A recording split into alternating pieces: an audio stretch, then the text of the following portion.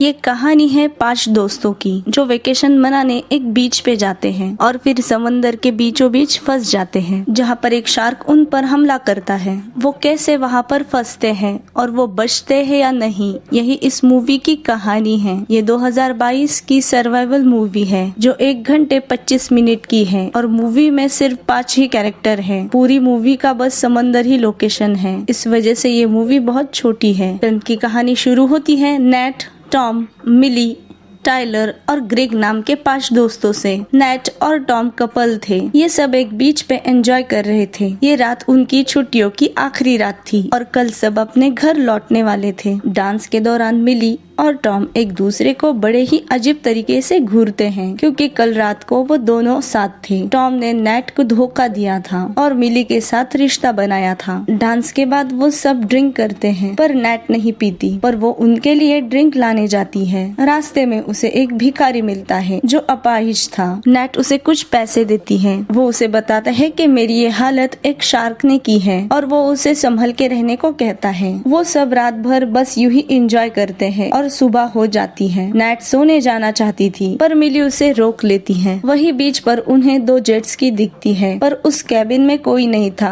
जो वो रेंट पे देते हैं। तो टॉम और टाइलर उस कैबिन का लॉक तोड़ के वो चाबियां ले लेते हैं। सुबह का वक्त था तो आसपास भी कोई नहीं था, तो वो चारों डिसाइड करते हैं कि समुद्र में जेट्स की ले जाके कुछ देर एंजॉय करके वापस लौट आएंगे। नेट कहती है कि ऐसा करना गलत है, हमें बोट चोरी करके नहीं जाना चाहिए, पर उसकी बात कोई नहीं सुनता। लड़के अपना मोबाइल जूतों में छुपाते हैं और समंदर में जाते हैं। मिकी और ग्रेग नेट को भी साथ चलने को कहते हैं, तो नेट भी मान जाती है कि कुछ देर एंजॉय करके राइड लेके वापस आ जाएंगे। पर ग्रेग और टाइलर बोट को बहुत दूर लेके जाते हैं। नेट कहती है कि मुझे फिर से वापस जाना है, मुझे किनारे पर छोड़ दो। वो दोनों बोट भी बहुत फास्ट चला रहे थे जिससे नेट घबरा जाती है। वो दोनों आमने सामने आके बोट फास्ट चलाते हैं जिससे उनकी टक्कर हो जाती है और सब लोग पानी में गिर जाते हैं। इस हादसे में ग्रेग का पैर टूट जाता है और टाइलर के सर पे भी चोट लग जाती है और तो और उनकी एक बोट भी डूब जाती है। अब उनके पास बस एक ही बोट बची थी। टॉम, ग्रेग और नेट बोट के ऊपर थे।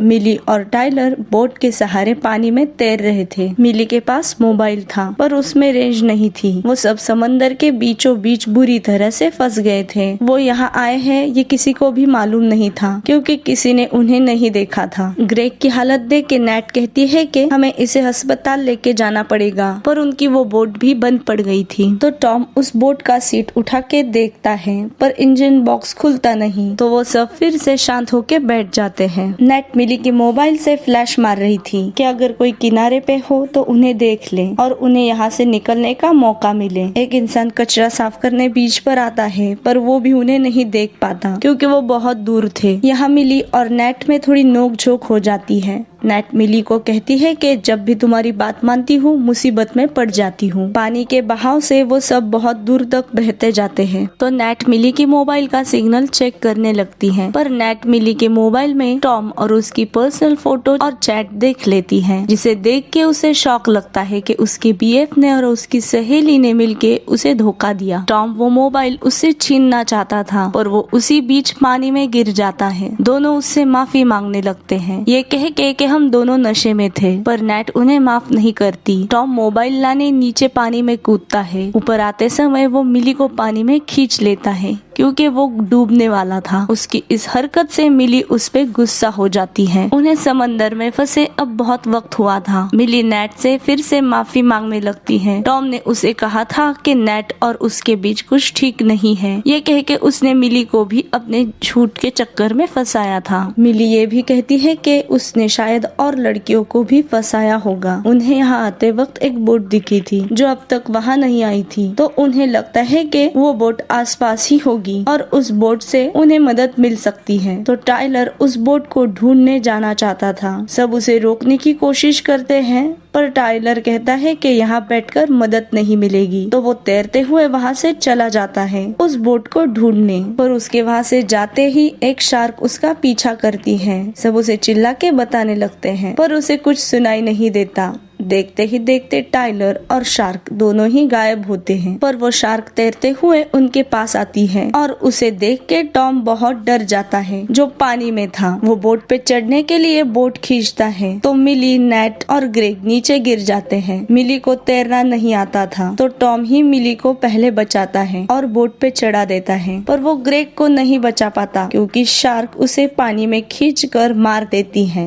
शार्क जब ग्रेग को पकड़ती है तो नेट के बाल उसकी घड़ी में फंस जाते हैं, तो नेट भी उसके साथ पानी में डूबने लगती है, पर वो जल्द ही खुद को बचा लेती है और ऊपर आती है। अब बोट पर बस 3 ही बचे थे और उनमें आपस में कोई बातचीत नहीं हो रही थी जैसे पहले होती थी। नेट को याद आता है कि उस भिखारी ने उसे ऐसा क्यों कहा था। मिली बहुत ही हताश थी और उसे बचने की कोई उम्मीद नजर नहीं आ रही थी। तब टॉम नेट से माफी मांगता है क्योंकि वो और 2 लड़कियों को भी फंसा चुका था जैसे उसने मिली को फंसाया था। वो नेट से कहता है कि मैं अब तक तुम्हारे साथ हूँ क्योंकि मैं तुमसे सच्चा प्यार करता हूँ, पर अब नेट को टॉम पर यकीन नहीं था। यहाँ टाइलर तैरते हुए उस बोट तक पहुँचता है। वो उस बोट में बैठे हुए इंसान को आवाज देने लगता है, पर बोट में रेडियो ऑन था तो उसकी आवाज उस इंसान तक नहीं पहुँचती और तब शार्क टाइलर पर हमला करके उसे अपना शिकार बनाती है। यानी जिस उम्मीद में मिली, टॉम और नेट थे वो उम्मीद भी खत्म हो जाती है। अब जो भी करना था इन तीनों को ही करना था। अब तक दोपहर हो गई थी। तीनों बहुत ही बेबस थे। मिली नेट से बार बार माफी मांगती है पर नेट कोई जवाब नहीं देती। टॉम बोट का इंजन खोलता है पर उसे ठीक नहीं कर पाता। धीरे धीरे शाम हो जाती है और शाम से रात हो जाती है। चारों तरफ घना अंधेरा छा जाता है। अब तक वो वही फंसे थे। पानी में हलचल होने लगती है और वो सब डर जाते हैं। नेट को समंदर के बीच उनके पास कोई लाइट जलती हुई दिखती है। उन्हें लगता है कि वहाँ पर कोई बोट होगी। वो आवाज देने लगते हैं पर कोई फायदा नहीं होता। नेट टॉम को पानी में उतरकर तैरते हुए जाकर मदद मांगने को कहती है। टॉम पानी में उतरता तो है पर डर के फिर से वापस आ जाता है। तब नेट खुद मदद मांगने के लिए जाने का फैसला करती है। जैसे ही वो उस लाइट के पास पहुँचती है तो वो देखती है कि वो कोई लाइट नहीं